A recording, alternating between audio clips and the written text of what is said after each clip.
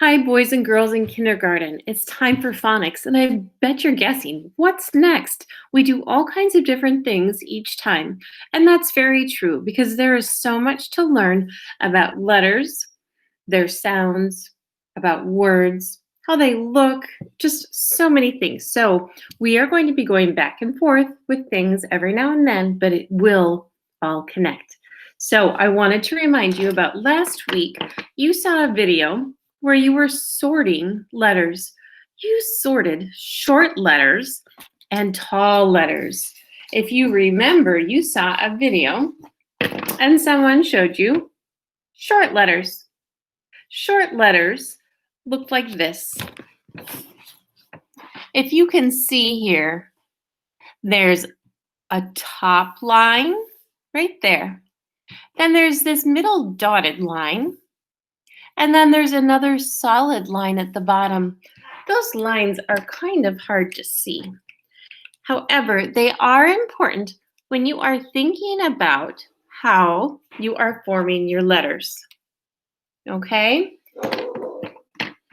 There's my dog. I wonder if you can hear her. So you need to think about this top line.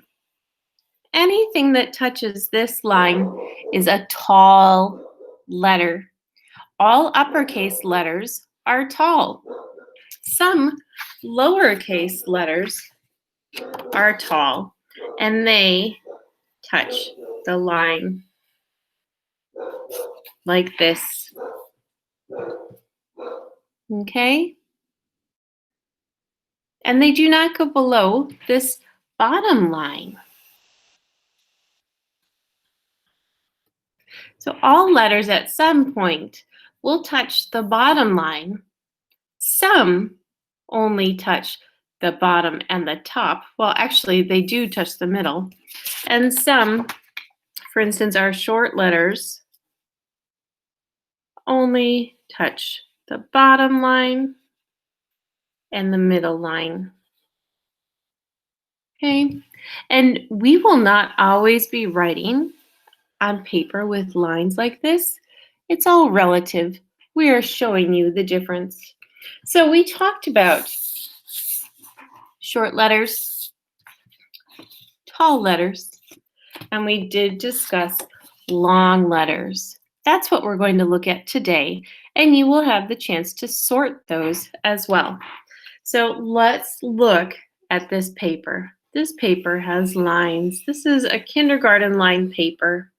Not all paper has lines to show you what sizes your letters should be. This one has a top line. It has a midline. And it has a bottom line. We kind of talk about this as being a house. For example, here is our home. Okay, that's where you walk inside and you can see things. You have everything you need right there. Some people have an upper part of their home. They call that an attic, and that could be where you store things, or it could be another level. Or if you live in an apartment building, there is a storage space up top. Also, homes have basements, and that is something that is below. Some people have room to live in their basements, and some people store things. And in some homes, they just have something called a foundation, which makes sure that the home is strong enough to stand tall. Well, long letters go down below this line. So we have G. We have a little C curve, a line that curves up.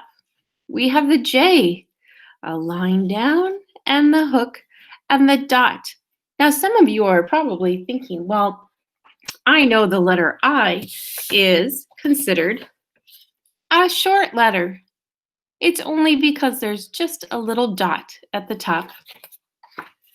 Then we have the letter P, big line all the way down, and a little C curve. Then this letter gets confusing sometimes. This is the letter Q. Just like some numbers, you see it in different ways. It's always a little C curve this way. It can be a straight line down. It can also be a little C curve this way, a line straight down, and a curve, or sometimes just a line like that. And then there is Y. So today, while you are working, I have done a couple things. You can go to Seesaw and you can sort letters, short and long, or you can make a T-chart and make your letters short and long.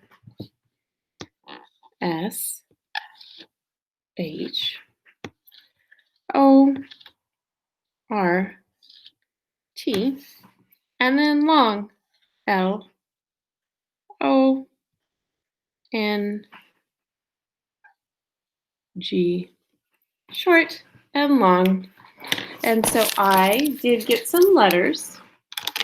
Now, unfortunately, not everyone has these, so we do have the activities on Seesaw. Let's look. I'm going to push them all to the side. This is the letter C. It says K. I'm going to keep it on the short side. I might even draw some lines. You do not have to do this, but this is going to help me with my thinking. C is short.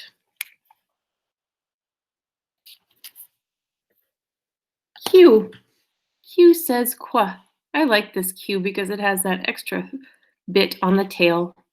That goes below the line, like it's in the basement. Here's another letter. X. X says X. It is also short.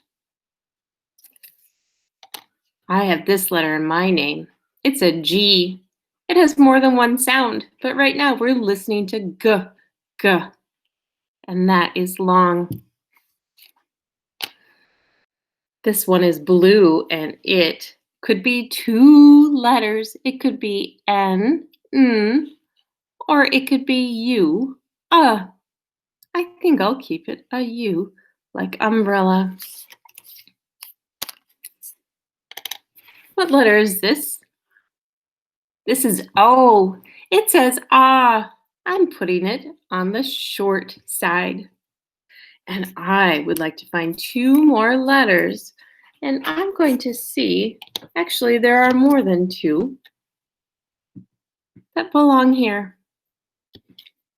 So this is the letter J. J, J, J, jar and jam. And I was talking to some students yesterday about what goes in a jar. How about this? W.